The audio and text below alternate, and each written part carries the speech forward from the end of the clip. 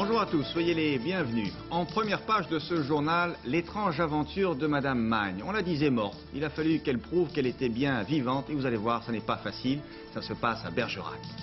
L'apprentissage sur le terrain, plus et mieux, c'est un des souhaits du gouvernement qui a présenté un projet de loi en ce sens ce matin au Conseil des ministres. Nous recevrons, et c'est une première, Monsieur Giovanni Agnelli, que vous apercevez sur cette image, PDG de la Fiat, qui va créer en France une fondation Fiat, dont il nous dira tout à l'heure les buts et les moyens. Halte au dopage. Le ministre des Sports va intensifier la lutte, prévention et répression, le détail dans un instant. Et puis nous recevrons en fin de journal Patrick Bruel, qui a vécu vraiment un beau triomphe hier soir à l'Olympia, il s'en remet à peine.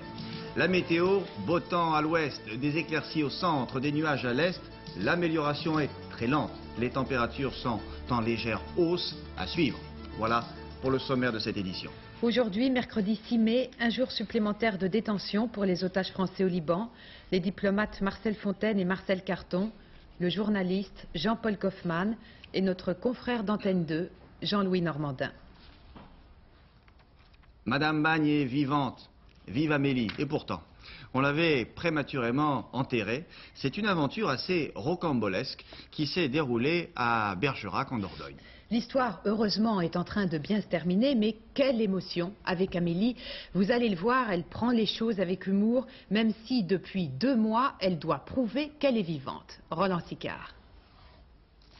Superstitieuse, Madame Magne? Sûrement pas. Malgré l'aventure qui lui est arrivée, elle n'a pas peur de se promener dans les cimetières. Pourtant, la mort l'a frôlée de très près. On avait signalé au facteur qu'une personne était morte dans une maison voisine.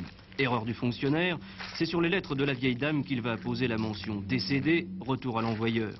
Pendant 3 semaines, Madame Magne ne recevra plus de courrier, et puis un beau jour, stupéfaction, le même facteur va lui apprendre sa propre mort.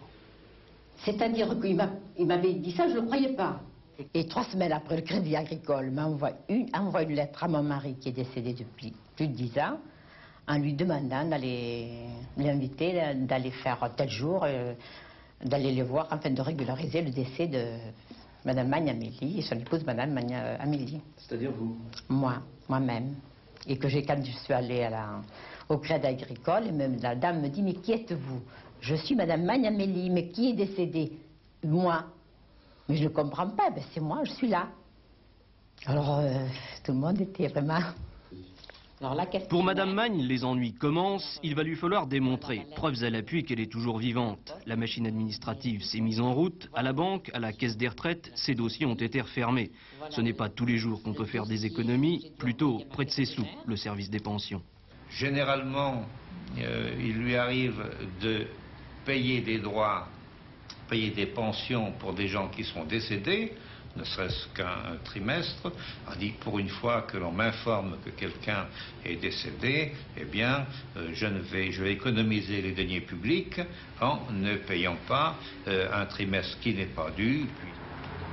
Après vérification auprès de l'état civil, l'administration et les banques ont bien voulu admettre que Madame Magne faisait toujours partie du monde des vivants. Les démarches auront duré 2 mois. Plus facile d'être enterré par retour du courrier que de faire la preuve qu'on est toujours en vie. Être ou ne pas être, disait le dramaturge. En tout cas, Amélie, elle est. Longue vie à Madame Magne. On quitte la Dordogne pour aller un peu plus au sud-ouest, dans les Pyrénées-Atlantiques, pour fêter la victoire d'Orthez. Il s'agit de basket, mais là, il en est fallu de 4 secondes et de 2 paniers. Limoges est battu 82 à 81. Et c'est une fin de match, on peut le dire, extraordinaire. Quelques secondes avant la fin, Limoges menait encore d'1 point et soudain, l'arbitre sifflait une faute en faveur des Orthésiens. Regardez. Il reste 4 secondes à jouer, Limoges est champion de France. Limoges qui mène 81-80 à Orthez, juste le temps pour Freddy Hufnagel, le meneur de jeu d'Orthez, d'obtenir 2 lancers francs. Et Hufnagel, sacré meilleur joueur de l'année, ne laisse pas passer l'occasion.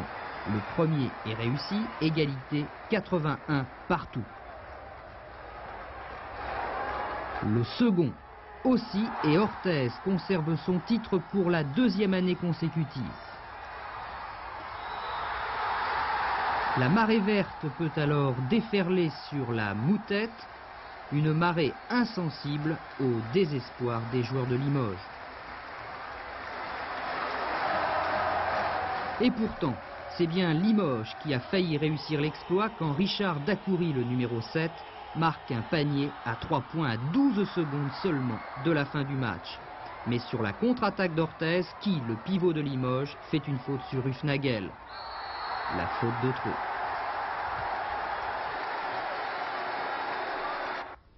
Charles Pasqua a confirmé ce qui avait été annoncé dans nos différentes éditions par nos camarades du service société.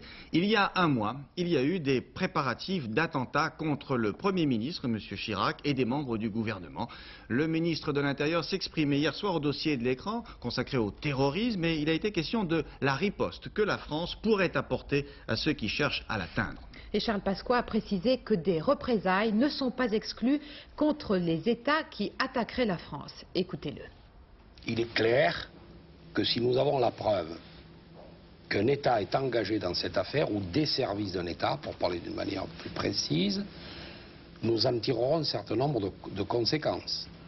Je veux dire par là que nous commencerons par expulser massivement, si c'est nécessaire, du territoire national tous ceux qui sont susceptibles de constituer la mouvance. Et ensuite, il faut bien se dire que nous n'exclurons pas la possibilité de représailles. On ne s'attaquera pas impunément à notre pays.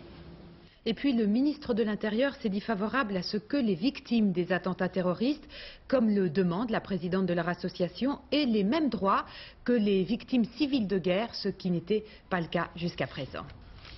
L'apprentissage, c'est une des clés pour résoudre le chômage des jeunes. Apprentissage sur le terrain, dans l'entreprise. Autrement dit, apprendre dans un livre, c'est bien. Appliquer la théorie sur le terrain, c'est mieux. Le gouvernement souhaite rénover l'apprentissage avec un certain nombre de mesures. Il en a été question ce matin en Conseil des ministres. Et ce mode de formation concerne beaucoup de monde, près de 100 000 garçons et filles en France. Le gouvernement souhaite donc l'ouvrir à des secteurs industriels de pointe, comme l'électronique. Et les mesures annoncées sont intéressantes, en particulier pour les entreprises qui emploieraient des apprentis. Ève Mété.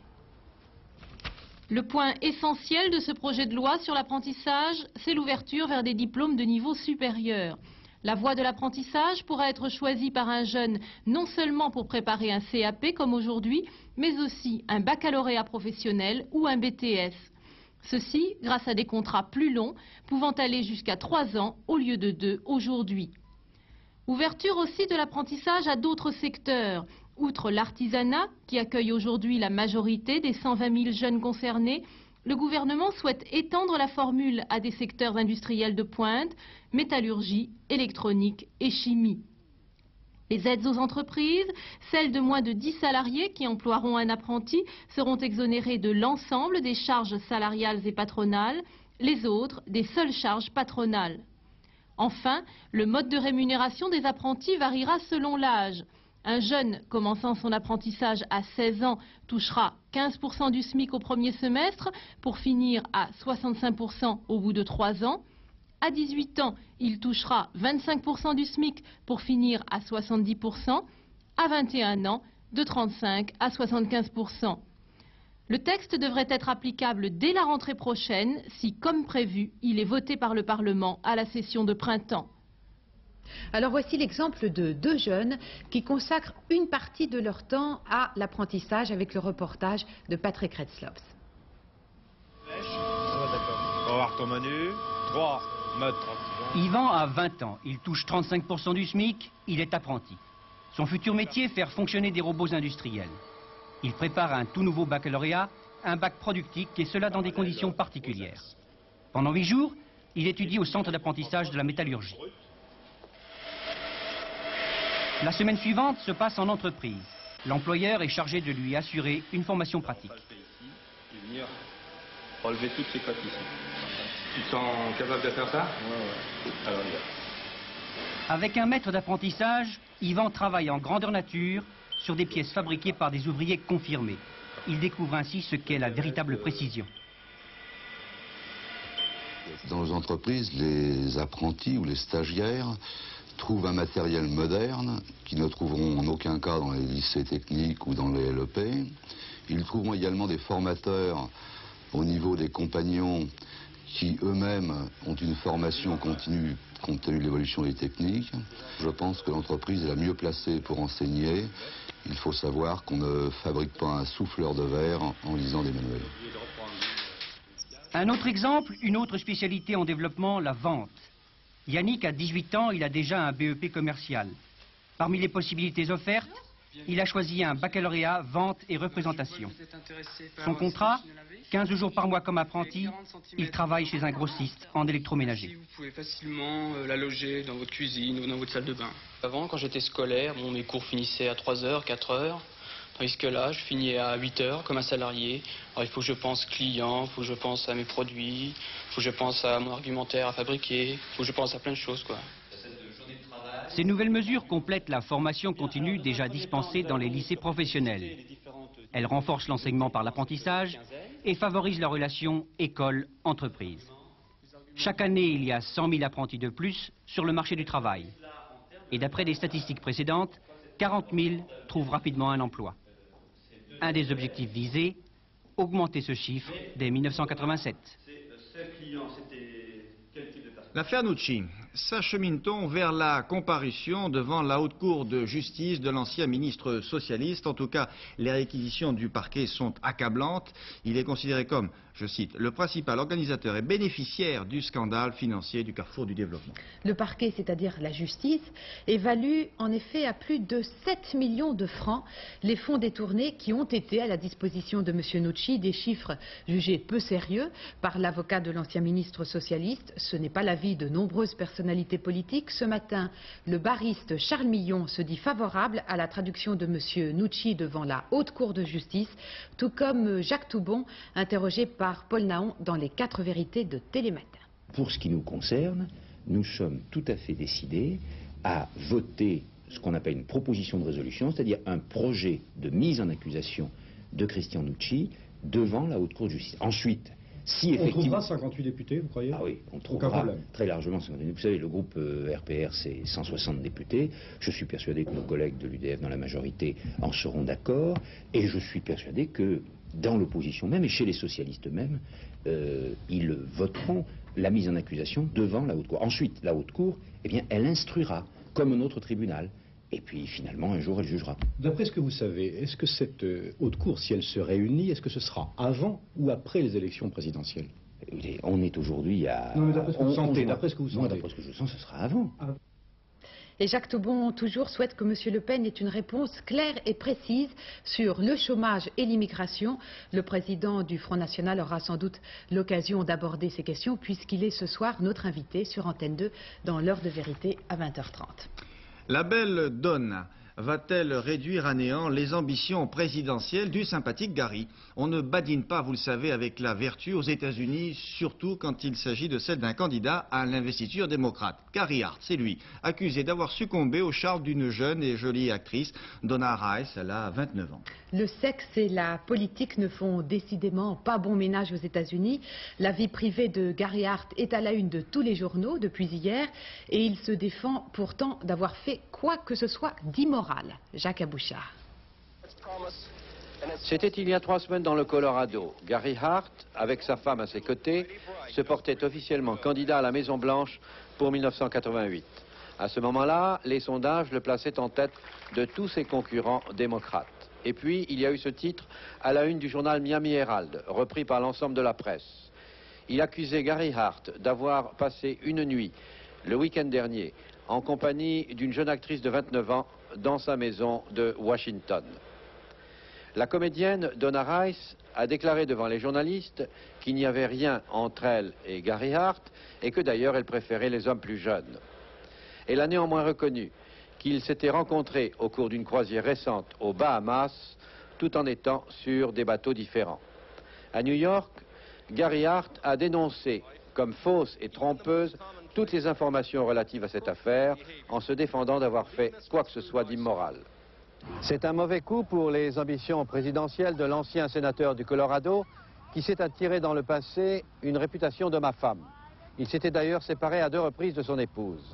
Il fait face à un autre problème, financier celui-là, les dettes accumulées au cours de sa campagne 1984 dont il n'a toujours pas remboursé l'équivalent de 10 millions de francs. En Afrique du Sud, la population blanche vote aujourd'hui pour le renouvellement de son Parlement. Les incidents se multiplient parallèlement, notamment dans les universités du Cap et de Johannesburg. Et en signe de protestation également, la population noire fait la grève du travail depuis hier. Les 3 millions d'électeurs blancs doivent élire, eux, leurs 166 députés. Jusqu'à présent, le Parti national, qui est au pouvoir depuis très longtemps, depuis 1948, détient la grande majorité, c'est-à-dire 110 sièges. À l'étranger toujours, 8 morts à la suite d'un bombardement d'un camp palestinien au sud de Beyrouth par l'aviation israélienne. Dans un message au peuple américain, Mikhail Gorbatchev déclare que la brutalité n'a pas sa place dans la politique étrangère soviétique. Nous ne pouvons plus vivre et penser comme nous l'avons fait dans le passé, dit le numéro 1 soviétique. Lundi 11 mai, c'est très bientôt, 13 h, en direct dans ce journal, l'ouverture d'un des plus grands procès d'après-guerre, celui de l'ancien nazi Klaus Barbie, accusé de crimes contre l'humanité. Actuellement à Lyon, on met la dernière main aux préparatifs. Vous allez voir dans un instant les premières images des lieux. Il faut dire que l'organisation de ce procès ainsi que l'accueil des témoins et des journalistes mobilise les autorités lyonnaises depuis plusieurs mois. Voici avec Paul Lefebvre le décor et pour la première fois le dossier. Repeintes à neuf, les rosaces du vieux palais de Lyon. La justice, ici, va rejoindre l'histoire.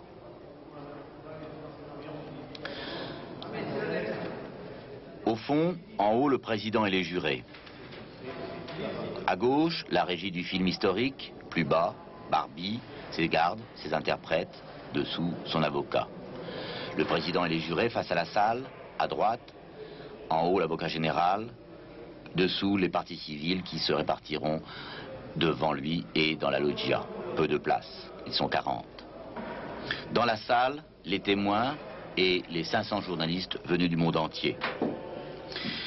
Les débats seront filmés par plusieurs caméras, cassettes mises sous scellé chaque jour, à côté de Barbie derrière sa vitre blindée.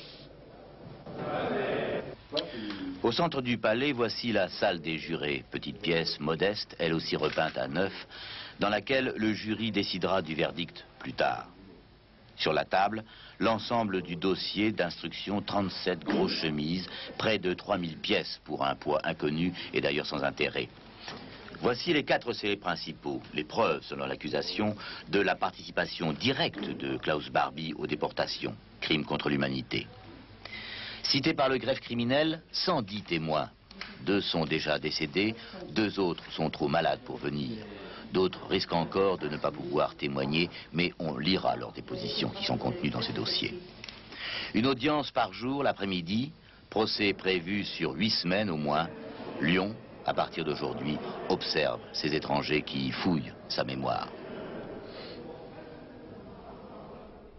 Et à quelques jours de l'ouverture de ce procès, Jacques Chaban-Delmas défend l'honneur de la résistance. En cela, il entend bien couper l'herbe sous le pied à l'avocat de Barbie qui précisément profiterait de ce procès pour mettre en doute l'honorabilité de certains résistants. Le président de l'Assemblée nationale affirme que les documents historiques de l'armée qui ont été examinés récemment ne révèlent aucune trahison des résistants. C'est là une forme de démenti aux propos de l'ancien directeur des services secrets français, M. Demarange, qui avait laissé entendre que les archives qui étaient encore inexaminées pouvaient comporter des documents de la Gestapo, embarrassants pour la France. Halte aux fraises espagnoles. À la suite de la demande française auprès de la communauté européenne de limiter l'importation de fraises espagnoles, on constate effectivement une baisse de ces importations. Les fraises de nos voisins sont bien moins chères et perturbent ainsi le marché. Patricia, vous en mangez régulièrement. Combien avez-vous payé les vôtres, on va dire, hier? Malheureusement, j'ai trouvé sur le marché des fraises espagnoles à près de 2 fois moins chères que les fraises françaises, 20 francs le kilo, contre 40 francs le kilo. Il faut dire que c'est beaucoup et même si les agriculteurs français ont beaucoup de raisons d'être mécontents, il faudra trouver des explications à ces disparités. En tout cas, la nuit dernière, les agriculteurs du Vaucluse ont bloqué 2 camions. Mais ce matin, à Rungis, comme l'a constaté notre reporter Frédéric Astou, il n'y a pas eu d'incident. Tôt ce matin, au hall de Rungis, les camions chargés de fraises espagnoles ont pu livrer leurs marchandises sans être inquiétés par les producteurs français. Le déchargement, toutefois, était organisé sous la protection de la police. Hier, dans le Gard et le Vaucluse, des véhicules avaient été interceptés par des agriculteurs en colère, opposés aux importations de fraises cultivées de l'autre côté des Pyrénées. Il faut dire que ces fraises espagnoles arrivent très tôt, dès le mois de mars, sur le marché, et qu'ici le kilo est vendu 4 à 5 francs moins cher. Résultat, les grossistes de Rungis proposent actuellement à leur clientèle autant de fraises espagnoles que françaises, au moment où celles-ci arrivent à leur tour sur le marché. Avant tout, nous sommes des commerçants. Que ce soit la fraise d'Espagne ou la fraise française, on est là pour la vendre. Ce matin, une délégation de producteurs de fraises du Sud-Ouest est venue constater sur place l'importance de ces importations de fraises à bas prix avant de rencontrer des représentants des grossistes du marché parisien. Pour eux, il s'agit d'une concurrence déloyale qui met en péril l'existence de leurs exploitations. Nous avons, pour la plupart d'entre nous, des exploitations familiales et la fraise est la base de ces exploitations et la base de notre revenu. Nous sommes pour la complémentarité. Que les Espagnols produisent de la fraise, nous sommes d'accord. Qu'ils la produisent au mois de mars, au mois d'avril, nous sommes aussi d'accord. Mais nous la produisons au mois de mai, et au mois de mai, on va vendre notre fraise. Jeudi dernier, le gouvernement français avait saisi la Commission de Bruxelles pour lui demander de prendre des mesures destinées à limiter les importations de fraises espagnoles sur le marché français. Ce matin, les membres de la Commission se sont à nouveau réunis. Ils ont décidé de plafonner ces importations de fraises à partir de demain jusqu'au 16 mai prochain. Nous continuons sur l'actualité économique. Patricia. Les aiguilleurs du ciel poursuivent leur mouvement de grève avec de nouvelles perturbations sur le trafic aérien ce matin et dans les jours qui viennent. Confirmation des mauvais résultats 1986 pour les avions Marcel Dassault Breguet Aviation, une réduction de 36% du bénéfice net. Les privatisations, elles, se passent toujours très bien en raison de la très forte demande. Pour la banque industrielle et mobilière privée, le ministère de l'économie annonce qu'il n'attribuera qu'une action et demie par souscripteur. Il y a un rapide passage à la bourse maintenant pour demander à Jean Lebert, notre spécialiste, eh bien, si la tendance à la baisse se confirme, Jean. Non, William, c'est un retournement de tendance à la bourse de Paris. La très forte hausse de Wall Street hier soir et la légère reprise du dollar ce matin influence certainement Paris. L'indicateur de tendance progresse de 0,3%. Mais on aurait pu mieux faire, car nous sommes dans un marché d'attente. Sur notre tableau, nous avons toujours sur la première ligne Géophysique qui gagne encore 6,8%. C'est une valeur très spéculative pour l'instant, il n'y a pas d'information particulière. CTLM gagne 2,6%, SO à 511 francs gagne 2,6%. La valeur du jour pour Antenne 2 aujourd'hui, c'est une société toulousaine spécialisée dans les gaz industriels et médicaux. Il s'agit de la société Dufour et Higon, également présente dans les gaz de soudure et dans le matériel informatique. Dufour et Higon est très convoité. 4 sociétés étrangères essayent en ce moment d'en prendre le contrôle. Il y a d'abord eu un Américain, un Allemand, un Espagnol et maintenant un Suédois. Pour les petits actionnaires, ce sera une très bonne affaire cette bataille, car le Suédois propose d'acheter, de payer 4 000 francs pour chaque action qui était cotée il y a encore quelques jours, 856 francs. Aucun obstacle légal ne s'oppose à cette prise de contrôle, mais d'après les professionnels, c'est payer très cher le ticket d'entrée en France dans les gaz industriels, où jusqu'à présent Air Liquide régnait en maître absolu. Sur le marché des devises, le dollar remonte à coup de déclaration officielle. Il est en ce moment à 5 francs 93,75. La livre sterling frôle les 10 francs à 9 francs 99,25, obligeant la banque anglaise à intervenir. Le Deutsche Mark est ferme à 3 francs 34,40 et l'écu se stabilise à 6 francs 95. Sur le marché de l'or, il y a eu des prises de bénéfices. À 87 350 francs, le lingot d'un kilo a perdu 650 francs et à 523 francs, le Napoléon perd 8 francs. Voilà, William, une séance de hausse à la Bourse de Paris, séance au cours de laquelle j'ai rencontré des boursiers qui, comme les météorologues, pronostiquent une hausse de la température. Merci, Jean. Giovanni Agnelli, le PDG de la Fiat, invité de l'Institut de France, qui regroupe, comme vous le savez, les 5 académies, et cela à l'occasion de la création de la Fondation Fiat France. Monsieur Agnelli a été reçu, vous le voyez sur cette image, par monsieur Édouard Bonnefous, qui est le chancelier de l'Institut. Il est maintenant notre invité. Monsieur Agnelli, bonjour. Merci d'avoir répondu à notre invitation. Alors expliquez-nous, pourquoi créer une fondation Fiat en France? Fiat travaille en France depuis plus qu'un demi-siècle. Parmi les compagnies étrangères, nous sommes la deuxième en France. On vend ici à peu près 15 milliards de dollars par an. C'est-à-dire que la France est notre marché étranger le plus important. À part ça, les Italiens et les Français sont prêts. Il y a beaucoup de raisons pour chercher de s'approcher davantage. Et non seulement comme Italien, mais comme Piémontais, je suis à la frontière des deux. Alors j'y tiens beaucoup que Fiat fasse tout ce qu'elle peut pour pour avoir une bonne image en France. Alors expliquez-nous à quoi servira cette fondation et dans quel domaine elle va exercer ses compétences. Disons une chose, la fondation c'est par l'Institut de France et Fiat. L'Institut de France est le protecteur, l'Institut de France est l'imagination. L'Institut de France va nous donner les directions et les paramètres où on doit travailler. Mais en principe, ce seront des prix, ce seront des conventions, et les directions sont surtout pour le moment, ce seront l'intelligence artificielle, ce seront l'archéologie, ce seront l'architecture, ce seront l'urbanisme. Très bien. Mais nous mettons à disposition, le chiffre est petit, la capacité organisatrice de Fiat est assez forte, la possibilité d'organiser des études et des primes dans ces directions, là où l'Institut de France va nous conseiller. Très bien. Alors quand vous dites convention, on traduit des congrès. Des congrès, exactement. Voilà. Exactement. Bien. Est-ce que vous êtes prêt, par exemple, à participer, on en parle beaucoup en ce moment, à la rénovation du patrimoine français et par exemple l'Arc de Triomphe? Je sais que l'Arc de Triomphe, c'est un problème qu'à l'instant regarde, je crois, l'American Express. Oh, pas seulement... On serait sûrement prêt, mais je crois que l'Arc de Triomphe est tellement important pour les Français que ça serait un peu un manque de tact d'essayer pour un étranger de toucher à l'Arc de Triomphe. Très bien. Et qu'est-ce que cela apporte à la Fiat? Alors, à votre entreprise, qu'est-ce que ça vous apporte à vous? Qu'est-ce que ça apporte à Fiat de faire la fondation? Oui, en dehors du prestige. Enfin, c'est pas même un problème, le prestige. C'est que l'industrie en Europe a eu une vie difficile. L'industrie automobile a une vie très, très difficile. L'industrie automobile va un peu mieux maintenant. On se demande souvent si dans les années où on allait mieux, les années 60, la fin des années 50, on se serait occupé un peu plus de quelques problèmes que non seulement la production d'automobiles et la vente d'automobiles. Alors, on essaye, cette fois, dans ces années un peu plus faciles, de faire autre chose, de s'occuper un peu de culture, de s'occuper un peu de promotion, de choses. C'est ça, la vraie raison. On espère de faire bien. C'est des amortisseurs sociaux qu'on espère de mettre en marche. Dites-moi, monsieur Agnelli, on disait à une certaine époque, oh, l'Italie est moribonde, mais ça va bien en ce moment, on parle beaucoup de vous, et grâce à un certain nombre de capitaines d'industrie dont vous êtes incontestablement le chef de file. À quoi c'est dû, selon vous, ce renouveau d'industrie italienne? Non, je vous dis, je sais très bien que les entrepreneurs privés, dans ces années, dans ce moment, sont très populaires. Et je sais très bien que les entrepreneurs privés ont été haïs et détestés il y a 10 ans ou 15 ans. Et je sais très bien que ça peut se répéter d'un moment à l'autre.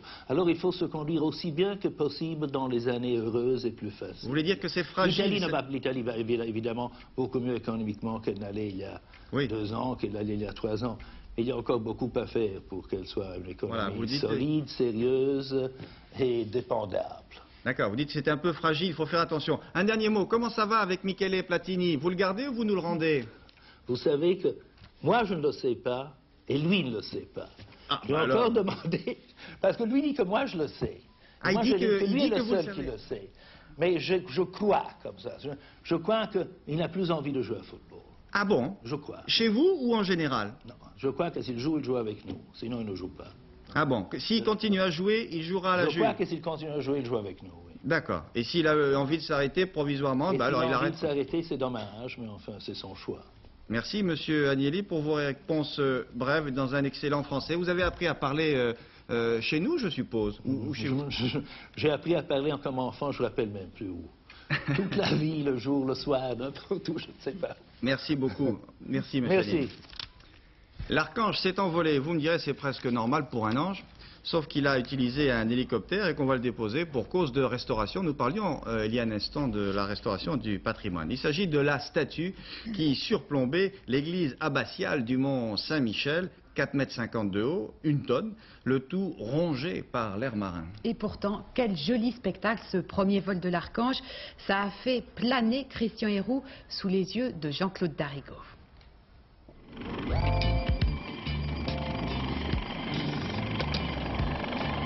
Mais qu'est-ce qu'ils ont à me regarder comme ça? D'habitude, j'ai droit à un coup d'œil, discret. Mais aujourd'hui, quel monde! Il ne faut pas vous étonner, grand Saint-Michel. C'est votre habillage qui les intrigue. Et puis, il va y avoir du spectacle. Ça y est, je l'entends. Il s'approche, me jauge, m'accroche. Pas facile tout ça. La première difficulté, c'est le positionnement. Sur un endroit très élevé où on n'a aucun point de repère, à part cette petite perche qu'on a fait installer. Et puis là, vous le voyez, c'est le vent. Hop, c'est parti. Mais c'est vrai, qu'est-ce que ça souffle alors? Croyez-moi, si je ne pesais pas une tonne, je me serais déjà bougé tout seul. Mais depuis 1897, avec les coups de vent, les coups de mer, les coups de soleil, je me suis complètement oxydé.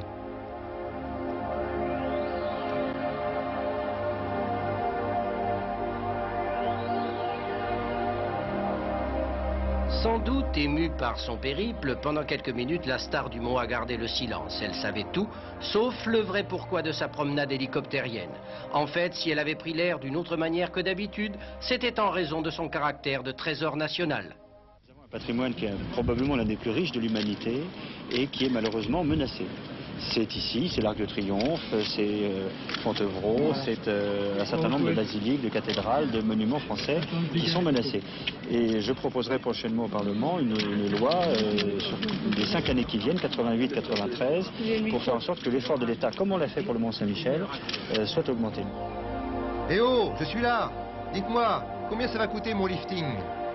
380 millions de centimes, Grand Saint-Michel, mais rassurez-vous, c'est l'État qui paiera, aidé peut-être par quelques généreux mécènes. Alors, pour les anglophobes, lifting, ravalement, enfin quoi, d'Arrigo, Hiroux, vous avez entendu donc les duettistes de la Saint-Michel. Il s'agit donc là, avec cette opération, d'une première étape consacrée à la restauration et à la mise en valeur du patrimoine. On en parlait il y a un instant.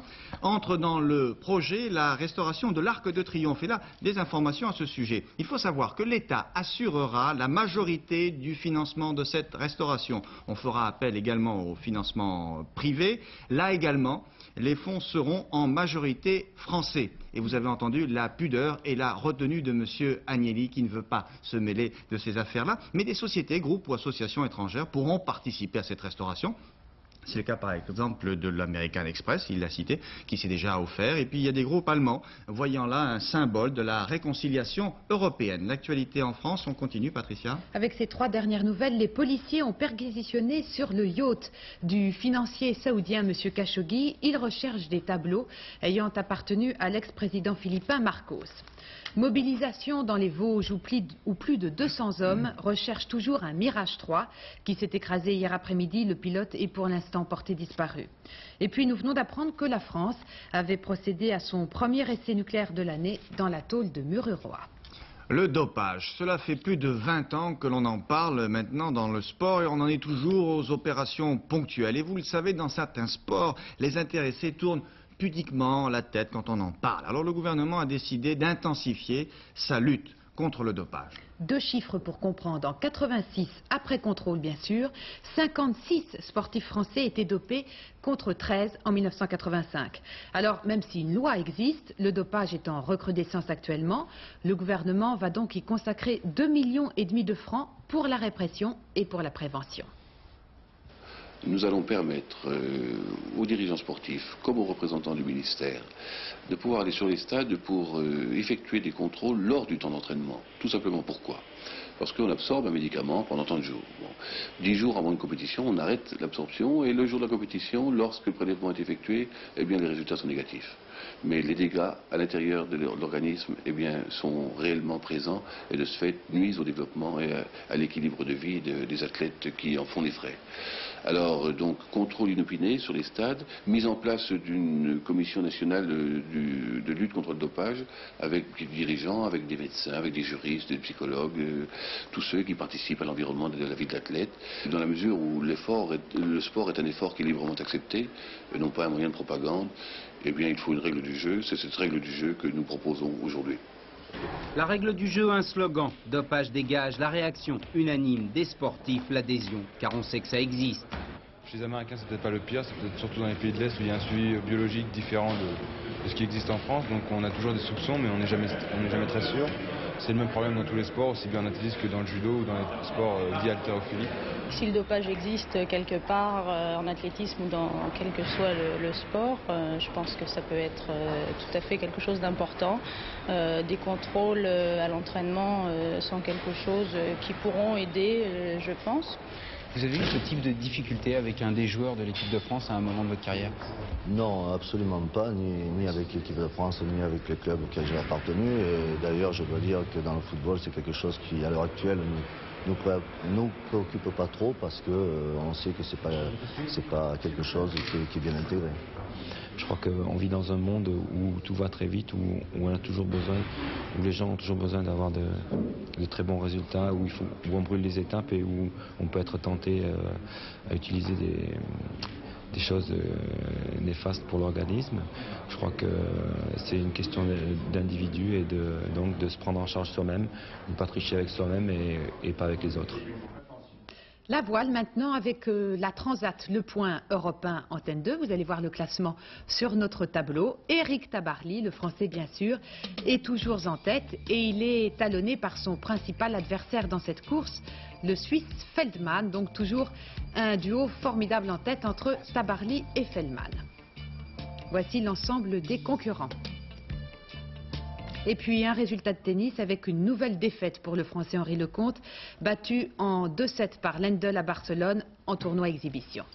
Et puis maintenant Patrick Bruel, le roi des teenagers, ça marche très bien pour lui. Il a remporté un véritable triomphe, d'après ce qu'on m'a dit hier soir à l'Olympia. C'était la grande première. Est-ce que c'est une chose dont vous rêviez un soir, d'arriver sur scène avec un beau costume et dire hop? Est-ce que vous rêviez cela? Oui, bien sûr que j'en rêvais. J'en rêvais depuis très longtemps. Ça fait bien 12 ans. Même 12 ans ouais. Ah, dites donc, c'est un rêve qu'il faut du temps pour le mettre au point. J'étais tout petit. Non, c'est vrai que c'est impressionnant. C'est au-delà même de se retrouver devant un énorme public comme ça, c'est de se retrouver dans cette salle qu'est l'Olympia avec tout le passé qu'elle a. C'est un symbole. Hein. C'est un symbole, et puis tous les spectres, d'autant de gens qui rôdent dans les couloirs et sur les murs. C'est pas un mythe, quoi. C'est vrai, il y a vraiment une espèce il y a des âmes partout et il y a des moments où sur scène, même hier soir, j'ai pensé, je dis attendez, je suis sur la scène de l'Olympia. J'y suis. Clairement, c'est là où j'avais commencé à avoir des trous. Alors, on a le temps de temps en temps de se dire mais où suis-je? Bon Dieu, je suis sur la scène de l'Olympia, c'est extraordinaire. Ah ouais, on a un petit peu le temps de penser à ça. 2-3 fois dans le spectacle, je me suis dit. Ah oui. Bon, là vous vous en remettez à peine, hein, je disais tout à l'heure, ça va bien. Vous avez maigri, je trouve. J'ai maigri, ouais, je me dépense beaucoup sur scène. Ah ouais. Je perds des kilos. Non, mais il y a un accueil tellement extraordinaire des gens. C'est ça surtout qui m'a complètement bouleversé. Vous le saviez un peu. Vous avez un public, on peut dire quoi, 12 C'est ce que je pensais jusqu'à hier. C'est-à-dire que je ne savais pas quel était le public. Je savais qu'il y avait une clientèle, comme vous dites, teenager. Oui. Finalement, c'est pas si teenager que ça. Ça commence plus tôt et ça va plus tard. Ça commence plus tôt et ça va plus tard. Et surtout, c'est un public très réceptif. Et je pensais que les moments un peu plus intimes, les moments un peu plus difficiles, les moments plus tendres, allaient passer peut-être plus difficilement. Et contrairement à ça, c'est ce qui passe le mieux. Ah ben ils ont le cœur qui bat, qu'est-ce que vous croyez? Ils ont le cœur qui bat, ils ont un cœur gros comme ça, et puis ils sont fins, enfin, c'est formidable. Puis ils vous donnent vraiment. On donne à 2500 personnes des choses qui se partagent entre eux, mais eux vous donnent 2500 trucs. Poum, et ça vous le saviez ou vous ne saviez pas ça? Ah non, ça je savais pas. Ça je pensais pas que ça serait comme ça. Bon, alors on va regarder un extrait de ce spectacle. C'était hier soir, c'était la première chanson. Ah, la première, c'est la plus difficile. Hein.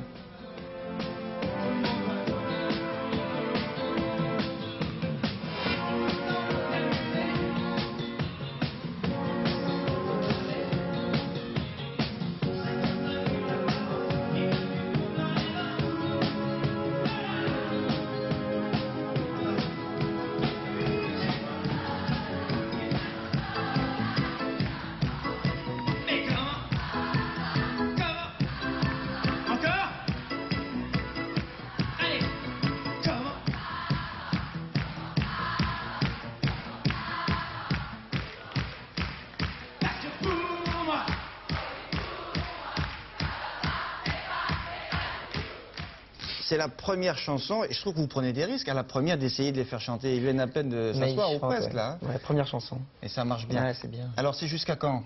C'est jusqu'à... on a prolongé, on a fait une matinée supplémentaire le 8 à 16h, parce que les 3 premiers soirs étaient complets. Et il reste quelques places le 8, je crois. Bon, et alors pour tous vos fans, il faut savoir aussi qu'il y a un film de Lelouch qui est terminé, hein, qui va sortir quand?